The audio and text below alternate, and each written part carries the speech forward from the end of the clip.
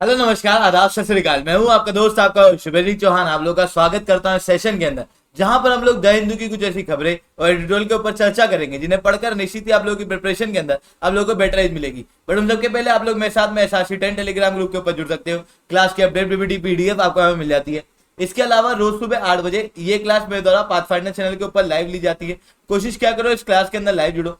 इसके अलावा अगर आप लोगों को अनअकैडमी के ऊपर सब्सक्रिप्शन लेना है तो आप लोग कोड यूज कर सकते हैं SRC10, जिसके बाद में आप लोगों को मेरे द्वारा पर्सनली 1-on-1 मेंटरशिप मिलेगी।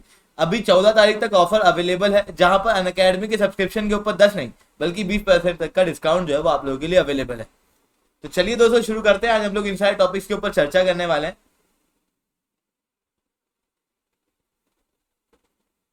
ये सारी खबरें हैं जो इंपॉर्टेंट है, ये एडिटोरियल है, ये टेक्स्ट एंड कॉन्टेक्स्ट है जो इंपॉर्टेंट है। ठीक है, हालांकि एक और टेक्स्ट एंड कॉन्टेक्स्ट दिया गया है चोला डायनेस्टी के ऊपर, पर वो टेक्स्ट एंड कॉन्टेक्स्ट हम लोग इसलिए कवर नहीं कर रहे हैं क्योंकि उसके अंदर रिलेवेंट इन्फॉर्मेशन जो यूपीएससी पॉइंट ऑफ व्यू से वो नहीं कुछ बताई गई है, बल्कि वो सब बताया गया है जो कि इरिलेवेंट है। More of a movie perspective वहां पर दिखाया गया है। PS सलमान को जो मूवी आई है उससे रिलेटेड के पर्सपेक्टिव के ऊपर बताया गया है। तो हम लोग उस चीज को डिस्कस नहीं कर रहे हैं, वो आप एंशियंट हिस्ट्री के अंदर एनसीईआरटी के जरिए कवर करोगे। ठीक है, इसके अलावा एडिटोरियल के अंदर एक बहुत इंपॉर्टेंट एडिटोरियल आया है कोलेजियम सिस्टम के ऊपर। पर कोलेजियम सिस्टम के ऊपर जो एडिटोरियल आया है उसके अंदर दूसरी बातें ज्यादा की गई हैं इंस्टीड ऑफ कोलेजियम सिस्टम और उसके इश्यूज। हम लोगों की प्रिपरेशन पॉइंट ऑफ व्यू से कोलेजियम सिस्टम और उसके इश्यूज इंपॉर्टेंट है, पर वो चीज यहाँ पर कवर नहीं की गई है, तो हम लोग उसको एक्स्ट्रा में यहाँ पर कवर करेंगे। ठीक है, तो चलिए दोस्तों शुरू करते हैं। सबसे पहले बात करते हैं एडिटोरियल के ऊपर, the court and the problem with its collegium. देखो, कोलेजियम सिस्टम अधिकतर हम लोगों को खबरों के अंदर देखने को मिलता है। रिसेंटली क्या हुआ है कि हमारे जो चीफ जस्टिस ऑफ इंडिया है यूयू ललित, वो चीफ जस्टिस ऑफ इंडिया बने 27 अगस्त 2022 को, और उसके बाद में 8 नवंबर तक उनका टेन्योर खत्म होने वाला है, जिसके बाद में उन्होंने DY चंद्रचूड़ को अपना उत्तराधिकारी बताया है। मतलब बताया है कि अगले जो सीनियर मोस्ट जज हैं जो अब चीफ जस्टिस ऑफ इंडिया बनेंगे वो होंगे DY चंद्रचूड़। पर इसी दौरान में बात आती है कोलेजियम सिस्टम की कि ये कोलेजियम सिस्टम क्या होता है। देखो, भारतीय संविधान यानी कि इंडियन कॉन्स्टिट्यूशन के अंदर ये लिखा हुआ है कि जब भी किसी जज को नियुक्त करना होता है तो वो नियुक्ति का काम करता है प्रेसिडेंट, और प्रेसिडेंट ये जज को नियुक्त कर सकता है with the consultation of chief justice of India and any जज that he feel deem necessary. यानी कि चीफ जस्टिस ऑफ इंडिया से वो चर्चा करेगा और किसी भी जज से वो चर्चा कर सकता है, चाहे वो हाई कोर्ट हो चाहे वो सुप्रीम कोर्ट का जज हो, कि किस जज को मेरे को जज के रूप में अपॉइंट करना है। यानी कि प्रेसिडेंट को भारतीय संविधान के अंदर ज्यादा पावर दी गई थी for the appointment of a जज। फिर क्या हुआ कि यहां पर जो कंसल्टेशन की बात की गई है कि चीफ जस्टिस ऑफ इंडिया या फिर किसी भी जज से कंसल्ट कर सकते हैं, तो सब कुछ बढ़िया चल रहा था। 1970 तक बहुत अच्छा चला। फिर बाद में बात यह आई कि यार प्रेसिडेंट जो कंसल्टेशन कर रहा है चीफ जस्टिस ऑफ इंडिया और दूसरे जज से, इनके द्वारा जो नाम बताए जा रहे हैं कि यार वो जज अच्छा है उसको नियुक्त कर लो यार, तो क्या प्रेसिडेंट को उन्हीं लोगों को नियुक्त करना होता है या फिर प्रेसिडेंट किसी को भी नियुक्त कर सकता है? तो भारतीय संविधान के अंदर तो ऐसा कुछ भी नहीं कहा गया कि कंसल्टेशन बाइंडिंग है या नहीं, पर सुप्रीम कोर्ट के अंदर इस चीज का केस पहुंचा जिसे हम लोग कहते हैं फर्स्ट जज केस। और फर्स्ट जज केस के अंदर सुप्रीम कोर्ट ऑफ इंडिया ने ये कहा कि चीफ जस्टिस ऑफ इंडिया और जजेस ने जो भी रिकमेंडेशन दिए हैं वो बाइंडिंग नहीं है। मतलब प्रेसिडेंट उनसे कंसल्टेशन लेने के बाद में खुद से चूज कर सकता है किस व्यक्ति को जज बनाना है किसको नहीं, और प्रेसिडेंट भी अपनी इच्छा से नहीं, वो काउंसिल ऑफ मिनिस्टर सारा रोल प्ले करते हैं यहाँ। ठीक है, सब कुछ स्मूथली चल रहा था, प्रेसिडेंट लोगों को नियुक्त कर रहा था। Generally chief justice of India जो है वो सीनियर मोस्ट जज को बनाया जाता था। पर हुआ कुछ ऐसा कि 1970 का दशक था जिस दौरान में सीनियर मोस्ट जजेस को जज ना बनाते हुए दूसरे जजेस को चीफ जस्टिस ऑफ इंडिया बनाने की शुरुआत कर दी। जब दूसरे जज चीफ जस्टिस ऑफ इंडिया बने तो सीनियर मोस्ट जज को उससे प्रॉब्लम होने लगी, जिसके बाद में वापस से सवाल उठा कि क्या प्रेसिडेंट को जो रिकमेंडेशन दिए जाते हैं वो बाइंडिंग होते हैं या नहीं। जिसके बाद में एक सेकंड जज केस हुआ, और सेकंड जज केस के अंदर ये कहा गया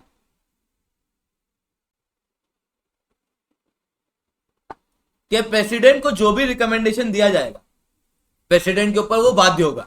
यानी कि प्रेसिडेंट को उसको मानना ही होगा। पर कौन सा रिकमेंडेशन बाध्य होगा? प्रेसिडेंट तो किसी भी जज से कंसल्टेशन कर सकता है। मान लो मैं जज हूं, आप जज हो, कोई तीसरा जज है, और मैं आप प्रेसिडेंट को कह रहा हूं कि ए व्यक्ति को जज बना दे, कोई बी व्यक्ति कह रहा है कि सी को बना दे, और कोई सी कह रहा है कि डी को बना दे। तो ए को बनाए, सी को बनाए, डी को बनाए, कौन सा कंसल्टेशन बाइंडिंग होगा? कोई एक अथॉरिटी तो होना चाहिए कि इसका कंसल्टेशन बाइंडिंग हो। तो उस दौरान में कहा गया कि प्रेसिडेंट किसी भी जज से कंसल्टेशन ना करे, बल्कि chief justice of India plus 2 senior most जज से कंसल्टेशन करे, और इसी को उस समय पे कहा गया कोलेजियम सिस्टम। हालांकि ये कोलेजियम सिस्टम टर्म इस समय पे कॉइन नहीं की गई। बाद में कुछ ये हुआ कि प्रेसिडेंट वॉज कंफ्यूज्ड, क्योंकि भारतीय संविधान कह रहा है कि प्रेसिडेंट किसी से भी कंसल्टेशन कर सकता है अगर वो जज को नियुक्त कर रहा है, तो चीफ जस्टिस ऑफ इंडिया या किसी भी जज से। पहला जज केस ये कह रहा है कि जो भी कंसल्टेशन प्रेसिडेंट करेगा वो बाइंडिंग नहीं होगा, और दूसरा जज केस कह रहा है कि अरे बाइंडिंग होगा। President was confused. तो प्रेसिडेंट के पास में एक पावर है आर्टिकल 143 के तहत कि प्रेसिडेंट का पर्सनल लीगल एडवाइजर, मतलब लीगल एडवाइस दे सकता है president with the supreme court, और सुप्रीम कोर्ट से आर्टिकल 143 के तहत एडवाइस ली गई कि यार क्या करें। तो जब ये एडवाइस ली गई तो थर्ड जज केस हुआ, जिसके अंदर सुप्रीम कोर्ट ने कहा कि एक chief justice of India plus 2 senior most जज मिलके अपॉइंटमेंट करेंगे सुप्रीम कोर्ट के जज का। Chief justice of India plus 4 senior most जज मिलके अपॉइंटमेंट करेंगे हाई कोर्ट के जज का। Chief justice of India plus 4 senior most जज plus chief justice of 2 high court, जहां से ट्रांसफर किया जा रहा हो, जिस जगह पे ट्रांसफर किया जा रहा है, ये दोनों, ये पूरी संस्था मिलके रिकमेंडेशन देगी फॉर हाई कोर्ट के ट्रांसफर। इस तरीके से कोलेजियम सिस्टम जो है वो बनाया गया भारतीय संविधान के अंदर, मतलब भारतीय जुडिशियल सिस्टम के अंदर। पर सवाल उठता है कि क्या भारतीय संविधान में सच में कोलेजियम सिस्टम लिखा भी था? तो कहा कि नहीं, और कहा गया कि we are the interpreter of the constitution, और क्योंकि हम interpreter of the constitution, supreme court of India ने कहा कि क्योंकि हम इंटरप्रेटर ऑफ द कॉन्स्टिट्यूशन है, तो हम लोग कॉन्स्टिट्यूशन को इस तरीके से इंटरप्रेट करते हैं। जिसके बाद आज जज जो है वो जज को नियुक्त करता है। पहले क्या होता था, एक एग्जीक्यूटिव जो होता था वो जज को नियुक्त कर रहा था, ताकि एक चेक एंड बैलेंस जो है बना रहे। तो वो जो चेक एंड बैलेंस है उसको थोड़ा सा डिस्टॉर्ट कर दिया गया। जब सुप्रीम कोर्ट से पूछा गया कि आपने ऐसा क्यों किया, जज से पूछा गया कि आपने ऐसा क्यों किया, तो सुप्रीम कोर्ट ने कहा कि क्योंकि एग्जीक्यूटिव अपना काम ठीक से नहीं कर पाते हैं, इस कारण से हम लोगों ने ये चीज की। But let us talk about the criticism of this collegium system. सबसे पहली चीज कि अगर एग्जीक्यूटिव अपना काम ठीक से नहीं कर पाते हैं तो जज ने ये अथॉरिटी ले ली, यानी कि सुप्रीम कोर्ट ने ये अथॉरिटी ले ली। पर क्या सुप्रीम कोर्ट खुद से अपना काम ठीक से कर पा रहा है? There are lakhs of cases that are already pending. कई सारे केसेस पहले से पेंडिंग है। इवन सुप्रीम कोर्ट ने जब से जज को अपॉइंट करने के लिए कोलेजियम सिस्टम बनाया है, उसके बाद से 50% तक की वैकेंसी अभी भी जजेस की खाली है हाईकोर्ट में। एक तरफ तो वैकेंसी खाली है, तो दूसरी तरफ जजेस जो हैं वो डिले ऑफ केसेस कर रहे हैं, और तीसरी तरफ भारत के अंदर केसेस जो है वो काफी ज्यादा पेंडिंग है।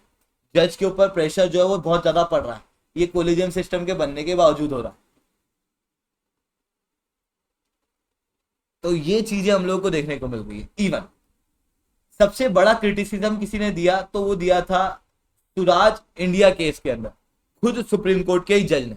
सुप्रीम कोर्ट के एक जज खुद से सुप्रीम कोर्ट से पूछते हैं कि क्या हम लोग इंटरप्रेटर ऑफ द कॉन्स्टिट्यूशन हैं, और अगर हम लोग इंटरप्रेटर ऑफ द कॉन्स्टिट्यूशन है, ये सुप्रीम कोर्ट का जज कह रहा है कि अगर हम लोग इंटरप्रेटर ऑफ द कॉन्स्टिट्यूशन है तो क्या हम लोग कॉन्स्टिट्यूशन को इस तरीके से इंटरप्रेट कर सकते हैं जो कॉन्स्टिट्यूशन में लिखा भी ना हो, मतलब जो शब्द है ही ना, हम लोग उस शब्द को पैदा कर दें। कोलेजियम सिस्टम कहीं लिखा ही नहीं गया था भारतीय संविधान में, उस चीज को यहां पर इंप्लीमेंट करने की कोशिश कर दी गई। नॉट जस्ट दिस, यहां पर सुप्रीम कोर्ट के जज ने ही कहा कि क्या हम लोगों का इंटरप्रिटेशन इस तरीके से है कि हम लोग कॉन्स्टिट्यूशन को अमेंड कर दें? क्या आपको नहीं लगता कि हम लोगों ने भारतीय संविधान को अमेंड कर दिया?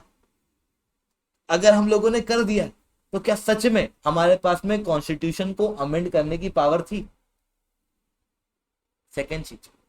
थर्ड चीज कि क्या सच में कंसल्टेशन बाइंडिंग था? मतलब प्रेसिडेंट जो दूसरे जज से कंसल्टेशन करने वाला था वो प्रेसिडेंट के ऊपर बाध्य था, या फिर हमने ये बना दिया है? क्या सही है? क्या कंसल्टेशन बाइंडिंग है या हम लोगों ने बना दिया है? अगर बाइंडिंग था तो कहां लिखा था भारतीय संविधान में? इवन क्या आपको नहीं लगता कि हम लोगों ने जो कॉन्स्टिट्यूशन में एक ब्यूटीफुल कॉन्सेप्ट था, एक खूबसूरत कॉन्सेप्ट, जहां पर जज के अपॉइंटमेंट के लिए एग्जीक्यूटिव और जुडिशरी दोनों साथ में मिलकर काम करने वाले थे, हम लोगों ने उस प्रोसेस को ही चेंज कर दिया और अब केवल जज को अपॉइंट करता है। जिसके बाद में स्वराज इंडिया केस 2010 के अंदर हुआ था, उसके बाद में 2014 के अंदर एक नया सिस्टम लाया गया, NJAC system, national judicial appointment committee, जो कि एक कॉन्स्टिट्यूशन अमेंडमेंट एक्ट के जरिए लाया गया था। जिस कॉन्स्टिट्यूशन अमेंडमेंट एक्ट को पास किया गया था पार्लियामेंट के अंदर और 50% राज्यों से रेटिफिकेशन भी कराया गया, जिसके बाद में ये कहा गया कि जब भी जज को अपॉइंट किया जाए तो उसके लिए कोलेजियम सिस्टम से रिकमेंडेशन ना लिए जाए, बल्कि नेशनल जुडिशियल अपॉइंटमेंट कमेटी से रिकमेंडेशन लिए जाए। पर ये नेशनल जुडिशियल अपॉइंटमेंट कमेटी थी क्या? इसके अंदर लगभग 6 मेंबर कहे गए थे, जिसके अंदर से एक chief justice of India plus 2 senior most जज प्लस एक लॉ मिनिस्टर और 2 ऐसे लोग जो कि अपॉइंट किए जाए by the executive as well as judiciary. और इस तरीके से ये जो 6 मेंबर हैं ये मिलके जज को अपॉइंट करने के लिए प्रेसिडेंट को रिकमेंडेशन दे, ताकि जो कॉन्स्टिट्यूशन के अंदर लिखा गया है, जो खूबसूरत कॉन्सेप्ट दिया गया है कि एग्जीक्यूटिव और जुडिशरी दोनों साथ में मिलकर जज को अपॉइंट करें, वो चीज यहां पर इंप्लीमेंट हो पाए। पर सुप्रीम कोर्ट ऑफ इंडिया ने कहा कि it is against the independence of judiciary और उसके बाद में एनजेक सिस्टम को हटा दिया गया और आज कोलेजियम सिस्टम के तहत ही जजेस को अपॉइंट किया जाता है, जहां पर ये पता ही नहीं होता कि किसी जज को अपॉइंट किया गया है तो किस आधार पे किया गया है। मतलब जज के अपॉइंटमेंट कोलेजियम सिस्टम के अंदर कंप्लीटली ओपेक है। हम लोग कहते हैं कि पार्लियामेंट के अंदर जो लोग रिप्रेजेंटेटिव के रूप में इलेक्ट हो वो ट्रांसपेरेंट मैनर में, वो लोगों के द्वारा इलेक्टेड हो, कोई माल प्रैक्टिस ना हो, कोई भाई भतीजावाद ना हो। हम लोग वहां पर कंसर्न उठा रहे हैं, जबकि वहां पर लगभग 543 मेंबर के अंदर मेजॉरिटी आने पर एक कानून बनता है। और जब ये कानून बनता है या कोई कॉन्स्टिट्यूशन अमेंडमेंट एक्ट होता है, कॉन्स्टिट्यूशन अमेंड हो जाता है, उन सबको कोई नल एंड वॉइड घोषित कर सकता है तो वो जज की एक बेंच है, जहां पर 3 जज मिलके, 2 जज मिलके, 1 जज मिलके, कुछ 6 जज मिलके, 7 जज मिलके किसी दिन पार्लियामेंट के द्वारा पास किए हुए कानून को नल एंड वॉइड घोषित कर सकते हैं। इवन आज सुप्रीम कोर्ट गाइडलाइन पास करता है, नई नई गाइडलाइंस देता है, और गाइडलाइन ठीक उसी तरीके से होती है जिस तरीके से पार्लियामेंट का एक लॉ होता है। और उस दौरान में हम लोग जुडिशरी को के अपॉइंटमेंट के तरीकों को ट्रांसपेरेंट और अकाउंटेबल रख ही नहीं रहे। ऐसी कंडीशन के अंदर जुडिशियल अकाउंटेबिलिटी के भी इश्यूज जो हैं वो दिखाई देने लगते हैं। ठीक है, तो यही सारी चीजें यहाँ पर लिखी हुई हैं। इसके अलावा फिर टेक्स्ट एंड कॉन्टेक्स्ट के ऊपर बात करते हैं। China's wolf warrior era. Wolf warrior era क्या है? एक्चुअली में चाइना की ये फॉरेन पॉलिसी है, वुल्फ वॉरियर पॉलिसी। इसका मतलब क्या होता है? चाइना के अंदर एक मूवी आई थी वुल्फ वॉरियर करके, जिसका जो मूवी मैंने भी नहीं देखी ऑब्वियसली, जिसका सेंट्रल कॉन्सेप्ट ये था कि बाकी सारी चीज एक तरफ, चाइना के इंटरेस्ट एक तरफ, मतलब चाइना के इंटरेस्ट पूरे इंडिया के, पूरे विश्व के अंदर सेंट्रल होंगे, सबसे इंपॉर्टेंट होंगे, और चाइना अपने इंटरेस्ट को प्राप्त करने के लिए असर्टिव और एग्रेसिव भी हो सकता है। ठीक है, मतलब चाइना की जो पॉलिसी है उसके अंदर एक बड़ा बदलाव हुआ। जो पहले पॉलिसी हुआ करती थी कि आपस में बातचीत करके चीजों को ठीक करो, उसकी बजाय अब चाइना जो है वो वुल्फ वॉरियर पॉलिसी के तहत और ज्यादा असर्टिव हो चुका था अपने इंटरेस्ट को लेकर। और ये वुल्फ वॉरियर पॉलिसी मेनली उस समय आई थी जब जी जिनपिंग जो है वो प्रेसिडेंट के रूप में दिखाई दे रहे थे चाइना के अंदर। अभी प्रेसिडेंट जी जिनपिंग का लगभग 10 वर्ष पूरे होने वाले हैं। वापस से एक Congress communist party of India की कांग्रेस बैठने वाली है, जहां पर एक टेन्योर और एक्सटेंड जो है वो किया जा रहा है। और इवन ऐसा भी कहा जा रहा है कि यहाँ पर ऐसा भी हो सकता है कि जी जिनपिंग को हमेशा के लिए प्रेसिडेंट मान लिया जाए। और इन दोनों के ऊपर अभी चर्चा जो है वो चल रही है। तो ये 20th कॉन्फ्रेंस जो है वो कांग्रेस जो है वो बैठने वाली है कम्युनिस्ट पार्टी ऑफ इंडिया की। अब जब ये 20th कॉन्फ्रेंस यहाँ पर बैठने वाली है तो इनकी वजह से क्या बेनिफिट होंगे वो हम लोगों को यहाँ पर अभी चर्चा नहीं करना है ना। क्या होगा, जी जिनपिंग का टेन्योर कितने साल तक एक्सटेंड होगा वो अभी चर्चा नहीं करेंगे, वो जिस दिन टेन्योर एक्सटेंड हो जाएगा उस दिन चर्चा करेंगे, ठीक है। तो अभी चर्चा क्या होने वाली है, अभी चर्चा होने वाली है इस टेक्स्ट एंड कॉन्टेक्स्ट के अंदर जो वुल्फ वॉरियर एरा दिया हुआ उसके ऊपर। क्या है ये वुल्फ वॉरियर एरा, तो ये बात आप समझ चुके होंगे कि चाइना जब असर्टिव रहा उस समय का एरा, और इस दौरान में चाइना किस किस तरीके से असर्टिव होता हुआ अपने इंटरेस्ट के लिए दिखा दिया, थोड़ा सा उसके ऊपर चर्चा करते हैं। सबसे पहली चीज है बेल्ट एंड रोड इनिशिएटिव, जो कि 2013 के अंदर लाया गया था और आज लगभग $1 ट्रिलियन तक का खर्चा जो है बेल्ट एंड रोड इनिशिएटिव के अंदर कर दिया गया है, जहां पर पूरे विश्व के इंफ्रास्ट्रक्चर को डेवलप किया जा रहा है। और जो ओल्डेस्ट सिल्क रूट है उसे रिवाइव करने की कोशिश चाइना कर रहा है। इस बेल्ट एंड रोड इनिशिएटिव को अगर आप ध्यान से देखोगे तो पूरे वर्ल्ड के अंदर ऐसी ऐसी जगह पे जाके इंफ्रास्ट्रक्चर डेवलप करना जो कभी लगता था शायद ये केवल पेपर में रह जाएगा। Even America, United states of America, European union जैसे कई सारे देशों ने बेल्ट एंड रोड इनिशिएटिव को काउंटर करने के लिए कई सारे प्रोग्राम चलाए, build back and better world, PGII, पर वो सारे प्रोग्राम जो है वो उस लेवल पे आ ही नहीं पाए जिस लेवल पे बेल्ट एंड रोड इनिशिएटिव रहा। पर ये belt and road initiative assertive कैसे? मालदीव्स 2018 के अंदर बेल्ट एंड रोड इनिशिएटिव के ऊपर सीरियस कंसर्न शो करता है। क्यों? क्योंकि चाइना जो है वो इंफ्रास्ट्रक्चर डेवलप करने के बहाने अपनी कंपनियों को डेवलप कर रहा है, जहां पर केवल लोन देने तक ही बेल्ट एंड रोड इनिशिएटिव सीमित नहीं है। किसी प्रोजेक्ट को बनाने के लिए अगर चाइना ने लोन दिया है तो चाइना अपने ही इंजीनियर को वहां भेज देगा, अपनी कंपनी के लोगों को वहां भेज देगा और वहां पर इंफ्रास्ट्रक्चर डेवलप कराएगा। जब वहां पर इंफ्रास्ट्रक्चर डेवलप उसी की कंपनी द्वारा होंगे तो धीरे धीरे करके उसी की कंपनी कहेगी कि नहीं, रेट बढ़ रहे हैं, चीजें बढ़ रही हैं, और जो 100 करोड़ के अंदर प्रोजेक्ट पूरा होने वाला होगा उसे 200 करोड़ के अंदर ये पूरा करेंगे, जिसके बाद में ये 200 करोड़ ये खुद ही लोन में देंगे और डेब्ट ट्रैप जो है वो बढ़ता चला जाएगा। मालदीव्स ने इस चीज को उजागर किया। इवन श्रीलंका के अंदर हम लोग को ये चीज देखने को मिली, डेब्ट ट्रैप। हम्बनटोटा पोर्ट जो कि श्रीलंका के दक्षिण भाग के अंदर चाइना द्वारा डेवलप किया गया, चाइना ने यहां पर बहुत पैसे दिए, लोन दिया श्रीलंका को, श्रीलंका इस लोन को चुका नहीं पाया, तो उसके बाद में लगभग 99 साल के लिए इस हम्बनटोटा पोर्ट को ले लिया गया श्रीलंका चाइना के द्वारा लीज पे। इतना ही नहीं दोस्तों, बेल्ट एंड रोड इनिशिएटिव के ऊपर और भी कई सारे कंसर्न है। जैसे बेल्ट एंड रोड इनिशिएटिव ऐसा नहीं है कि पूरे विश्व के अंदर एक जैसा चल रहा है, हर एक जगह हर एक देश के साथ में एक अलग डिप्लोमेटिक अलायंस होती है, जिसके अंदर पाकिस्तान के साथ में एक अलग बात की जाती है, श्रीलंका के साथ में अलग बात की जाती है, और काफी स्केटर्ड वे में ये बेल्ट एंड रोड इनिशिएटिव चलता है, ठीक है। ये बेल्ट एंड रोड इनिशिएटिव के अंदर बहुत अत्यधिक खर्चा किया गया, पर आप एक बात समझो कि जो सेंट्रल फीचर है बेल्ट एंड रोड इनिशिएटिव का वो क्या है कि सिल्क रूट को एस्टेब्लिश करना। और एक समय पे लग रहा था कि शायद ये सब कैसे हो सकता है, मतलब इतना बड़ा प्रोजेक्ट कैसे डेवलप हो सकता है, पर चाइना ने अपनी असर्टिव पॉलिसीज के कारण इस चीज को डेवलप करना शुरू किया, जो यूएसए और यूरोपियन यूनियन जैसे देश नहीं कर पाया आज तक। इतना ही नहीं, असर्टिव पॉलिसी हम लोगों को चाइना की राइवलरी के अंदर देखने को मिलेगी। पहले आपको मतलब 2010, 12, 15 के अंदर इतना चाइना असर्टिव नहीं दिखाई देगा जितना वो अभी दिखाई देता। चाहे वो ताइवान का इशू ले लो, ताइवान का इशू भी आपको 2015, 2014 के बाद से ज्यादा उठता हुआ दिखाई दे रहा है, ठीक है। जब से ताइवान के अंदर एक नई सरकार आई है, ये तो केवल बहाना है, एक्चुअल में चाइना की ये वुल्फ वॉरियर पॉलिसी जो है वो डेवलप हुई है इसी दौरान में, और चाइना जो है वो असर्टिव हुआ है, जिसके बाद से ताइवान का इशू और ज्यादा मजबूत हो रहा है।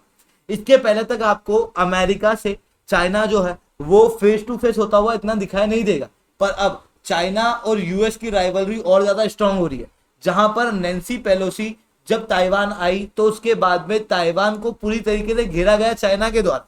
डोनाल्ड ट्रंप के साथ में आर्गुमेंट का एक्सचेंज करना हो या फिर इंटरनेशनल फोरम के अंदर, वर्ल्ड हेल्थ ऑर्गेनाइजेशन हो या फिर कोई भी ऐसी जगह हो, वहां पर अमेरिका को काउंटर करना, चाइना एक काफी स्ट्रॉन्ग अपोनेंट के रूप में उभर के आ रहा है, जहां पर अमेरिका दूसरे सारे देशों को इकट्ठा कर रहा है, साउथ चाइना सी के देशों को इकट्ठा कर रहा है, भारत क्वाड जैसे देशों को इकट्ठा कर रहा है, वहां पर चाइना अकेला खड़ा होगा। तो वहां पर आप देख रहे हो कि चाइना जो है वो असर्टिव होता जा रहा है अपनी चीजों को लेकर। इतना ही नहीं, रशिया यूक्रेन का वॉर देख लो, रशिया यूक्रेन के वॉर के दौरान में चाइना को लगा कि नहीं, मेरे इंटरेस्ट के लिए क्या जरूरी है, मेरे इंटरेस्ट के लिए जरूरी रशिया। तो इन्वेजन करने के बाद में भी रशिया को यहाँ पर मना नहीं किया गया, इवन रशिया को यहाँ पर क्रिटिसाइज नहीं किया गया चाइना द्वारा, उल्टा ये कहा गया कि रशिया चाइना के बीच की अलायंस के अंदर कोई भी लिमिट नहीं है। वहीं इसी बीच में ये जो वुल्फ वॉरियर एरा रहा चाइना का, जिसके अंदर चाइना अपने इंटरेस्ट के लिए काफी ज्यादा असर्टिव रहा, उसके अंदर उसका इंडिया से कैसा रिलेशन रहा, थोड़ा सा उसको समझो कि इंडिया के साथ में रिलेशन सीसो टाइप का है, कभी अच्छा कभी बुरा, ठीक है, खट्टा मीठा टाइप का, ठीक है, वो 50-50 बिस्किट का जो एडवर्टाइज आता है ना कि खट्टा खा रहा है कि मीठा है, उस टाइप का। तो देखो यार यहाँ पर क्या है कि पहले तो हम लोगों को लग रहा था कि यार इसी दौरान में जब चाइना असर्टिव हो रहा था, है ना, वुल्फ वॉरियर पॉलिसी जब चल रही थी, उसी दौरान में चाइना का इंडिया के साथ में रिलेशन ठीक हो रहा था। वुहान के अंदर 2018 के अंदर भारत के प्रधानमंत्री गए थे और उनके प्रेसिडेंट के साथ में मीटिंग करी थी। 2019 के अंदर president of China Xi Jinping Bharat आए थे और ममल्लापुरम के अंदर दोनों देशों के टॉप लीडर ने आपस में चर्चाएं की थी। तो लगा था कि दोनों देशों के बीच में शायद चीजें ठीक होने वाली, बट उसी के बाद चाइना के द्वारा अपने इंटरेस्ट को वापस से असर्टिव रूप से इंप्लीमेंट किया गया और उसके बाद में चाइना के साथ में इंडिया का स्टैंड ऑफ हो गया।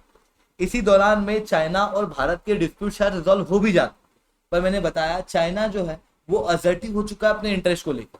जहां पर चाइना का मानना सीधा है, चाइना का कहना यह है कि अगर हमारी टेरिटरी के ऊपर कोई भी डिस्प्यूट है, किसी भी तरीके का डिस्प्यूट, तो वो डिस्प्यूट चाइना की सॉवरेनिटी के ऊपर थ्रेट है, डायरेक्ट चाइना की सॉवरेनिटी के ऊपर थ्रेट है। जैसे इंडिया और नेपाल के बीच में भी इशू है, पर ऐसा नहीं है कि उसके लिए हम लोग बॉर्डर के ऊपर आर्मी लेके खड़े हुए। हम लोग सोचते हैं कि अपने डिस्प्यूट को डिप्लोमेटिकली बातचीत करके म्यूचुअली रिजोल्व किया जाए, पर चाइना सोचता है कि चाइना की सॉवरेनिटी के ऊपर थ्रेट है और चाइना उतना ही असर्टिव रूप से रिस्पॉन्ड करता है, जिसके कारण से यहाँ पर जो चीजें हैं वो रिजोल्व नहीं हो पाई है। ठीक है, तो चाइना जो है उसका ये वुल्फ वॉरियर एरा के बारे में जो यूपीएससी पॉइंट ऑफ व्यू से इस टेक्शन कॉन्टेक्स्ट में था वही मैंने डिस्कस किया है। इसके अलावा एक एग्जीबिशन का भी पूरा डिस्क्रिप्शन दिया हुआ उस टेक्शन कॉन्टेक्स्ट के अंदर कि यार एक एग्जीबिशन है, वो एग्जीबिशन के अंदर कहा गया है कि एक एक इंच जमीन जो है वो इम्पोर्टेंट है और उस एग्जीबिशन के अंदर माओ ज़ेडोंग को काफी इंपॉर्टेंट। वो एग्जीबिशन से हम लोगों को क्या करना, ठीक है, बस जो यूपीएससी पॉइंट ऑफ व्यू से इंपॉर्टेंट है हम लोग उस चीजों के ऊपर चर्चा कर रहे हैं, क्योंकि एग्जाम की रिक्वायरमेंट ये है कि आपको ओवरऑल रूप से 250 वर्ड लिखना है। ठीक है, तो बहुत ज्यादा कंटेंट इकट्ठा करोगे तो क्रिएटिविटी जो है वो कम हो जाती है। ठीक है, इसके अलावा फिर जीएस2 पॉइंट ऑफ व्यू से क्या इंपॉर्टेंट है, तो सुप्रीम कोर्ट ने ऑर्डर किया है कि section 66A of information technology act के तहत कैसे इसको रजिस्टर करना बंद करो। मतलब section 66A of information technology act अब नहीं लगेगा। क्या अब नहीं लगेगा मतलब क्या, ये पहले से हटा दिया गया। 2015 के अंदर जब श्रेया सिंगल केस हुआ था उसी समय पे इस सेक्शन को हटा दिया गया था। पर ये सेक्शन था क्या, ये सेक्शन ये था, ये इंफॉर्मेशन टेक्नोलॉजी एक्ट का सेक्शन 66A ये कहता था कि कोई भी व्यक्ति अगर इंटरनेट के ऊपर किसी इस तरीके की बात करता है अपने डिवाइस, मोबाइल फोन, लैपटॉप या किसी भी रूप से ऐसी बात करता है कि दूसरे व्यक्ति को हर्ट हो जाए, तो ऐसे केस में पहले व्यक्ति के ऊपर केस दर्ज किया जा सकता है। यानी कि ए व्यक्ति ने अपने मोबाइल, लैपटॉप या किसी भी इलेक्ट्रॉनिक डिवाइस के जरिए कुछ ऐसी बात कही कि उसकी वजह से किसी बी व्यक्ति को हर्ट हो गया, तो ए व्यक्ति को गिरफ्तार किया जा सकता है। But what is the meaning of this hurt, या फिर what is the meaning of hate speech, ये अपने आप में एक बहुत वेग टर्म है। मतलब कि मेरा मूड खराब है, आपने मेरे को कुछ बोला, कुछ अच्छा ही बोला, तो भी मैं हर्ट हो सकता हूं, मेरे सेंटीमेंट जो है वो हर्ट हो सकते हैं। मेरे को बुरा लग सकता है। हो सकता है कि मैं किसी लीडर को बहुत मानता हूं, हो सकता है आप नहीं मानते हो, आप उसे क्रिटिसाइज करते हो, मैं नहीं करता हूं, मेरे को लगता है कि क्रिटिसाइज भी नहीं करना चाहिए, ऐसा कैसे कर दिया यार, तो ऐसे केस में मैं हर्ट हो सकता हूं। तो कई बार क्या होता है कि इन चीजों की वजह से एक व्यक्ति की right to life and liberty छीन ली जाती है। महाराष्ट्र के अंदर एक बड़े लीडर की डेथ हुई, I will not name his name, but एक बड़े लीडर की डेथ हुई, जिसके बाद में महाराष्ट्र बंद था, पूरा महाराष्ट्र बंद था। उस दौरान में दो दोस्त फेसबुक के ऊपर एक पोस्ट डालती है कि इट्स जस्ट अ लीडर, ये एक लीडर है, उनकी डेथ के ऊपर पूरा महाराष्ट्र बंद क्यों। और दूसरी फ्रेंड उसके उस पोस्ट को लाइक करती है। एक फ्रेंड जो एक लेजिटिमेट कंसर्न सोशल मीडिया पे दर्शाती है, उसके ऊपर section 66A of information technology act लगता है। और दूसरी फ्रेंड जिसने केवल उस पोस्ट को लाइक किया, उसके ऊपर भी ये सेक्शन जो है वो लग जाता, जिसके बाद इन दोनों लोगों को गिरफ्तार कर लिया जाता। कई बार फेसबुक की पोस्ट के ऊपर कमेंट करने, लाइक करने या फिर पोस्ट करने या फिर अप्रिशिएट करने के ऊपर भी सेक्शन 66A लग जाता था। तो 2015 के अंदर श्रेया सिंघल केस हुआ, जिसके बाद में सुप्रीम कोर्ट ऑफ इंडिया ने section 66A of information technology act को हटा दिया। बट उसके बावजूद हम लोगों को देखने को मिला कि लॉ की किताबों के अंदर, जो पुरानी लॉ की किताब थी, वहां पर तो सेक्शन 66A अभी भी ऐसा कैसा लिखा हुआ। इवन जो नई लॉ की किताबें हैं वहां पर भी ऐसे कैसे लिखा हुआ, और नीचे ब्लॉक के अंदर बहुत ही छोटे अक्षरों में इसे स्टार करके लिखा हुआ है कि इंफॉर्मेशन टेक्नोलॉजी एक्ट का 66A जो है वो सुप्रीम कोर्ट द्वारा हटा दिया गया है, जिसके कारण से वहां पर नजर पड़ती नहीं है। कई बार पुलिस को इस चीज की जानकारी होती नहीं है कि ये IT एक्ट जो है वो हट चुका है, और जब कंप्लेन आती है तो इन कंप्लेन को दर्ज कर दिया जाता है और किसी व्यक्ति को इसके आधार पर गिरफ्तार भी किया जाता है, और आज भी ऐसी गिरफ्तारियां हो रही हैं। Section 66A of the IT act के तहत भारत के अंदर गिरफ्तारियां हो रही हैं, और सुप्रीम कोर्ट ने इस चीज को मना किया, ठीक है, जबकि 2015 के अंदर इसके ऊपर रोक लगा दी गई थी। इसके अलावा मैडन फार्मा करके कंपनी याद आ रही है क्या कुछ? गैम्बिया के अंदर लगभग 66 बच्चों की डेथ हुई थी कुछ दवाई को खाने की वजह से। वर्ल्ड हेल्थ ऑर्गेनाइजेशन ने उस दवाई के ऊपर रिसर्च की और पाया कि 23 सैंपल के अंदर ग्लाइकोल और इथाइलिन ग्लाइकोल प्रेजेंट था, जिसकी वजह से किडनी रप्चर के केसेस भी देखने को मिले और बच्चों के अंदर डेथ भी देखने को मिली। जिसके बाद CDSCO ने भी इस चीज के ऊपर रिसर्च की और पाया कि यहाँ पर कुछ गड़बड़ तो है। जिसके बाद में जो ये कंपनी है मैडन फार्मास्यूटिकल कंपनी, जो कि सोनेपत के अंदर है, साथ में हरियाणा की स्टेट ड्रग कंट्रोलर अथॉरिटी ने भी इसके प्रोडक्शन के ऊपर रोक लगा दी है और कहा है कि अभी आप किसी भी तरह की फैसिलिटी के अंदर प्रोडक्शन नहीं कर सकते on the ground of deficiency found following an inspection on the company facility. ठीक है, इसके अलावा GS3 के अंदर क्या खास है, तो भारत के अंदर जो इन्फ्लेशन है वो 7.41% तक पहुंच चुका है। ठीक है, हालांकि इससे ऊपर भी इन्फ्लेशन हम लोगों को बीच में देखने को मिला था, पर अभी भी इन्फ्लेशन जो है वो लगातार 6% के ऊपर है लगभग जनवरी से। ठीक है, सितंबर आ चुका है, मैक्सिमम 9 महीने तक इन्फ्लेशन जो है वो 6% के ऊपर रह सकता है।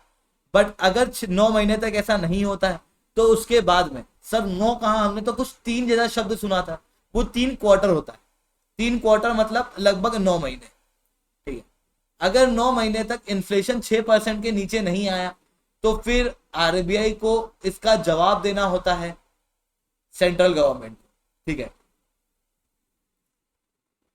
तो इन्फ्लेशन की लिमिट जो भारत के कानूनों के अंदर दी गई है वो दी गई है 2 से 6%। 6% के ऊपर 9 महीने के अंदर तक रह सकता है, 2% के नीचे भी 9 महीने तक रह सकता है। ठीक है, तो लगभग जनवरी से ये चीज चल रही है, लगभग 6% के ऊपर चल रहा है जनवरी फरवरी से, है ना। इसके अलावा 22,000 करोड़ ऑयल PSU को दिए जाएंगे LPG के लॉस के लिए। क्यों दिए जाएंगे? भारत के अंदर LPG लिक्विफाइड पेट्रोलियम गैस, जो आपके गैस खट खाना बनाते हैं वो, ये सस्ते दामों के अंदर लोगों तक पहुंचना बहुत ज्यादा जरूरी है, क्योंकि ये बेसिक रिक्वायरमेंट है। पॉल्यूशन को कम करने के लिए भी जरूरी है और कई सारी चीजों के लिए जरूरी है। जब इसकी जरूरत काफी ज्यादा है भारत के अंदर हम लोग, तो यहाँ पर क्या होता है कि इसके प्राइस रेगुलेटेड होते हैं। कि इतना जाएगा, उतना रहेगा, उतना रहेगा, जिसके कारण से एकदम से प्राइस ज्यादा हाइप नहीं होते। पर इंटरनेशनल मार्केट में गैसेस के प्राइस बढ़ रहे हैं। क्यों बढ़ रहे हैं? क्योंकि रशिया के ऊपर सैंक्शन लग रहे हैं। इवन रिसेंटली सुएज के नॉर्ड स्ट्रीम के अंदर लीकेज पाया गया था, जिसके कारण से गैस का सप्लाई रशिया कर नहीं पाया था। यूरोप के अंदर डिमांड लगातार गैसेस की बढ़ रही है। ऐसी कंडीशन के अंदर इंटरनेशनल मार्केट के अंदर एलपीजी के रेट बढ़ रहे थे। पर वहीं दूसरी तरफ एलपीजी भारत के अंदर सस्ते दामों के अंदर देनी थी, जिसके कारण से ऑयल मार्केटिंग कंपनी का काफी नुकसान हुआ। और वो नुकसान की भरपाई करने के लिए भारत सरकार द्वारा 22,000 करोड़ रुपए जो है वो दिए गए। ठीक है, ये Indian economy point of view से इंपॉर्टेंट है और social security point of view से इंपॉर्टेंट है। ठीक है, एग्जाम्पल वगैरह के अंदर यूज आएगा। इसके अलावा सुप्रीम कोर्ट ने कि एक बेंच ने सेंट्रल गवर्नमेंट और आरबीआई से पूछा है कि डीमोनेटाइजेशन ने क्या अपने ऑब्जेक्टिव अचीव किए हैं। तो क्या थे डीमोनेटाइजेशन के ऑब्जेक्टिव, थोड़ा उसके ऊपर चर्चा करते हैं। डीमोनेटाइजेशन के ऑब्जेक्टिव थे टेरर फाइनेंसिंग, टेरर फंडिंग और ब्लैक मनी से रिलेटेड। हुआ क्या था, देखो मैं बताता हूं। आपने कभी 10 के नोट देखे हैं? 100 के नोट, 200 के नोट, 500 के पुराने नोट, 1000 के नोट।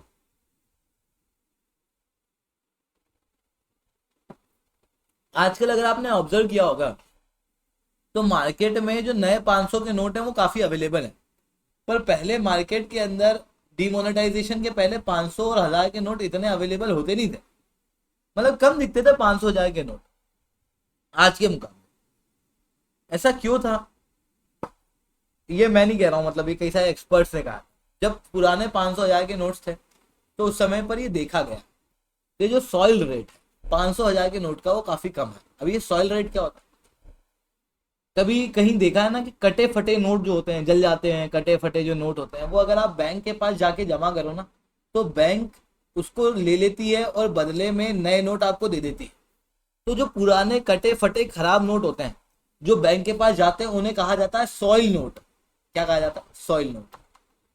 और ये जो सॉइल नोट है ये 10, 20, 100, 200, 500 हर एक के नोट के होते हैं।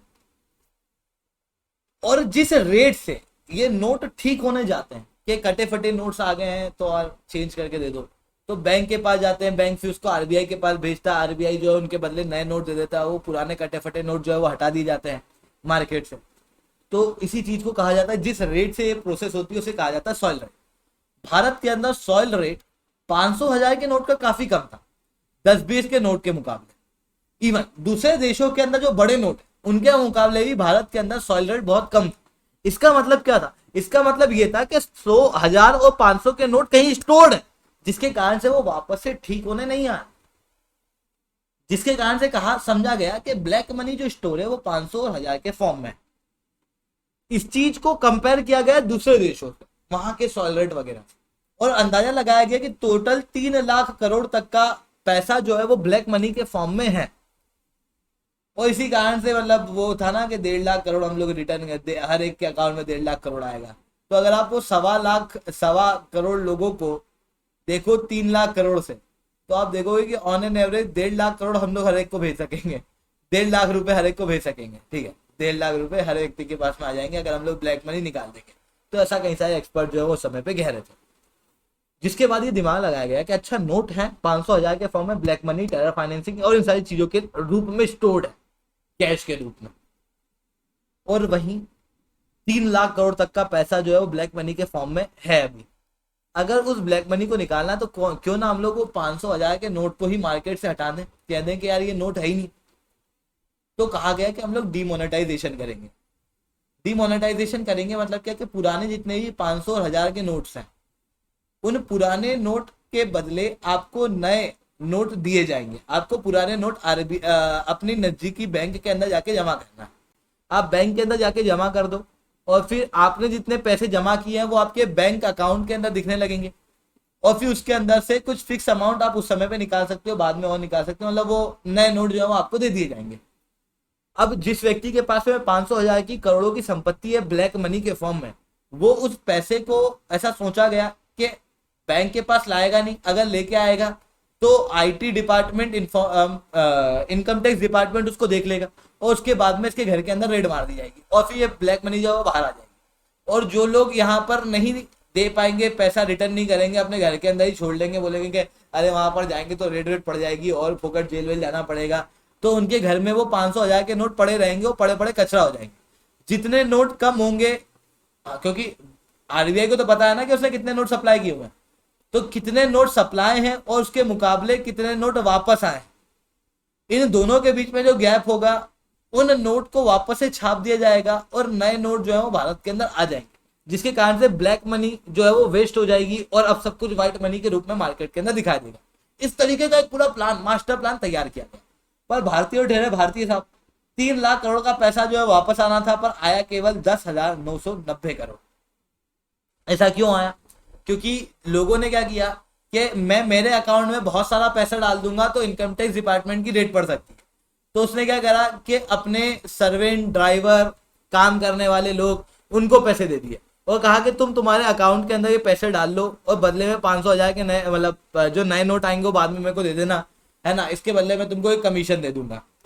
ये चीज की गई। दूसरी चीज की गई कि जो लोग हैं, जो मतलब काम करने वाले लोग हैं, उनको एडवांस में सैलरी दे दी गई कि अगले 1 साल की सैलरी ले जा मेरे से, अब पैसे मत मांगना, तो वो भी किया गया। ठीक है। इवन कई सारे लोगों ने फेक एग्रीकल्चर इनकम की इनवॉइस बना ली और उसको लेके खुद से ही अपने बैंक अकाउंट में पैसे डाले। इनकम टैक्स डिपार्टमेंट आया तो बोले कि एग्रीकल्चर इनकम है, इसके ऊपर टैक्स लगता ही नहीं है। ठीक है। इजी लोन दे दिए दूसरे गरीबों को कि भैया लोन ले जाओ मेरे से, एक्स्ट्रा में लोन ले जाओ। ठीक है। जिनके पास में पैसे थे, 500 1000 के ब्लैक मनी थी, उन्होंने क्या किया, कोऑपरेटिव बैंक को थोड़ा बहुत पैसा खिलाया और पुरानी डेट के ऊपर जाके फिक्स डिपॉजिट करा दिया। पुरानी डेट के ऊपर जाके 1 लाख का फिक्स डिपॉजिट कराया और कहा कि आज तक में फिक्स डिपॉजिट पे ब्याज मिलते मिलते 10 लाख रुपए इसके पास हो चुके हैं। और ऐसा कोऑपरेटिव बैंक में क्यों हुआ? क्योंकि कोऑपरेटिव बैंक के पास में कोई भी इंटरनेट बैंकिंग यानी कोर बैंकिंग सॉल्यूशन था नहीं, जिसके कारण से सब कुछ रजिस्टर पे होता था। तो मैनेजर वगैरह सेटिंग करके ये चीज भी की गई और ये अलग अलग तरीके की जुगाड़ लगाने के बाद में लोगों ने अपना अधिकतर पैसा जो है वो जमा कर दिया बैंक के अंदर जाके, और बस 10,990 करोड़ जो है वो जमा नहीं हो पाया। एक तरफ तो ये हुआ, तो वहीं कई सारे एक्सपर्ट का कहना ये है कि बस 10,000 करोड़ आए, पहली चीज। तो दूसरी चीज, दूसरा इशू यहाँ पर ये था कि यार ब्लैक मनी तो इतना आया नहीं, पर इसके बदले लोगों की मेहनत बहुत बढ़ गई।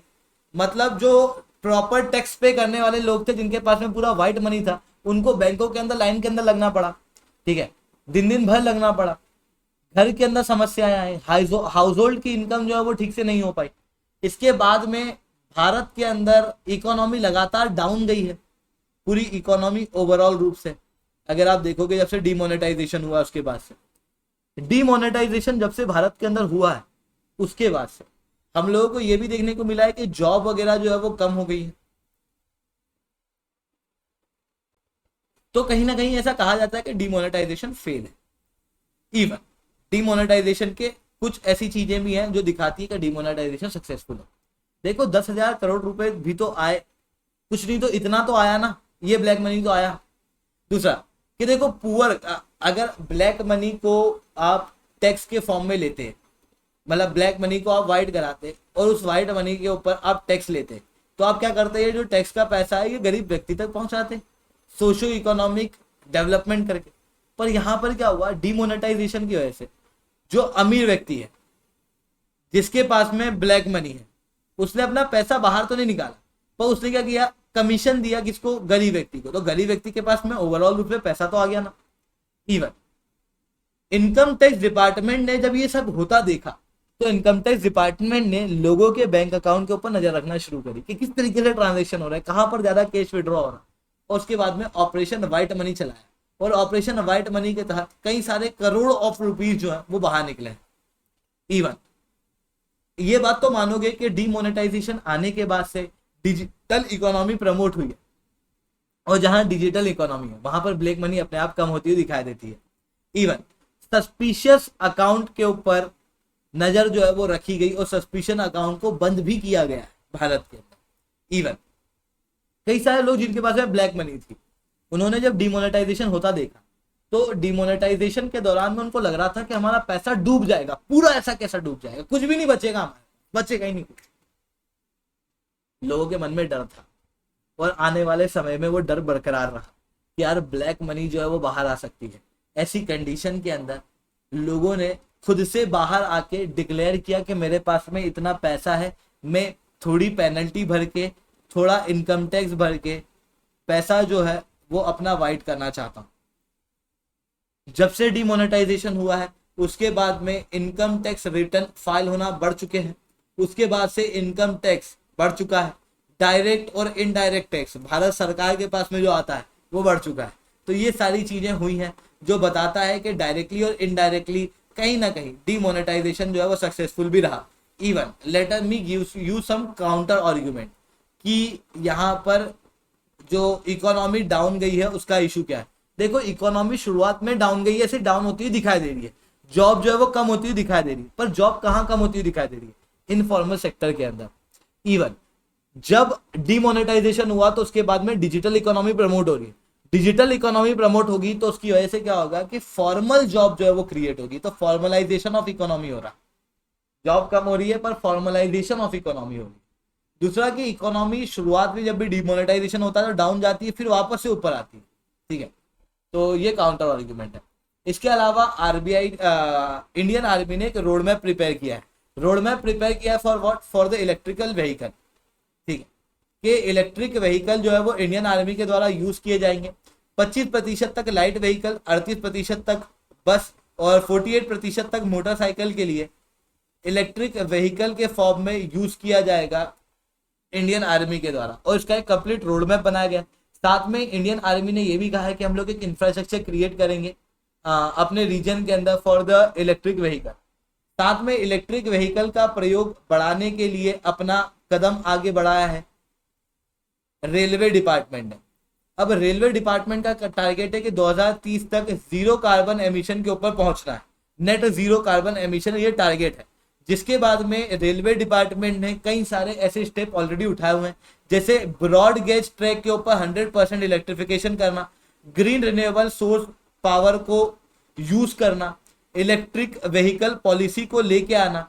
जिसके बाद में ये कहा गया कि अलग अलग जगह पे वर्कशॉप किए जाएंगे और अगले 3 साल के अंदर सारे व्हीकल रेलवे बोर्ड के अंदर, जोनल ऑफिस के अंदर जितने भी रेलवे ऑफिसर्स हैं उनको जो व्हीकल दिए जाते हैं उन सबको इलेक्ट्रिकल व्हीकल के अंदर रखा जाएगा।